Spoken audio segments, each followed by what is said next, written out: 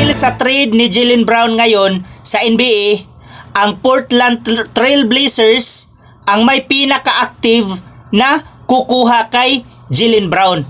Kasi sa nakita din natin, si Jaylen Brown din ang dahilan kung bakit nakapasok ang Boston Celtics sa playoffs. Kahit nalaglag sila pero malaki talaga ang naitulong ni Jaylen Brown kumpara kay Jason Tatum.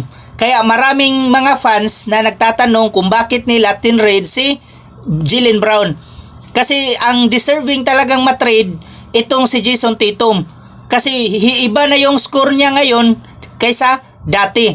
So, ilang beses na mula nung bumalik si Jason Tatum na nagsama sila ni Jaylen Brown, mas mataas ang scoring ni Jaylen Brown kumpara kay Jason Tatum.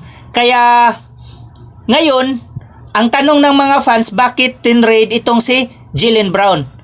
Ganon talaga kung sa NBA, kailangan talagang i-trade ang isang star player kung meron silang hinahanap pa sa isang team. O magpapalakas sila. Pero para sa akin, na malakas naman talaga ang Boston Celtics at ito, mali to na hakbang ng Boston Celtics kasi magagamit nila ito si Jaylen Brown at di caliber na player to pagdating ng araw.